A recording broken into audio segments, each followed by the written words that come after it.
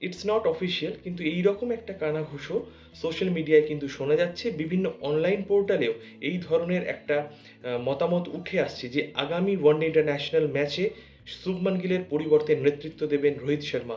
কোনো কারণে শুভমান গিলকে একটু সরিয়ে রেখে তার উপর থেকে হয়তো অধিনায়কত্বের চাপ সরাতেই এই সিদ্ধান্ত নিতে চলেছে বলেই বিভিন্ন পোর্টাল দাবি করছে। যদিও এই বিষয়ে কোনো অফিসিয়াল আপডেট পাওয়া যায়নি, কোনো শিলমোহর দেওয়া হয়নি ম্যানেজমেন্টের তরফেও। কিন্তু যদি এই সিদ্ধান্তই নেওয়া হয়, তো ২০২৭ বিশ্বকাপের জন্য আমি আগেও বলেছি আমি রোহিত শর্মাকে চাই, এখনও বলব রোহিত শর্মাকে চাই। যদি এই ১-২ ম্যাচের জন্য পরিবর্তন করা হয়, তো সেটা কিন্তু খুব পজিটিভ বার্তা দেবে না অন্যান্য টিমগুলোর কাছে। রোহিত শর্মা কি ২০২৭ বিশ্বকাপের জন্য তৈরি করা উচিত, বা আমাদের ব্লু প্রিন্টে অধিনায়ক হিসাবে রোহিত শর্মাই থাকবে, তাহলে তাকে পুরো সময়টাই দেওয়া উচিত। আর যদি মনে করে যে শুভমান গিলকে আমরা এখন থেকেই তৈরি করব, তো কাজেই এই ছোট ছোট পরিবর্তনগুলো ১-২ ম্যাচে না করাই ভালো।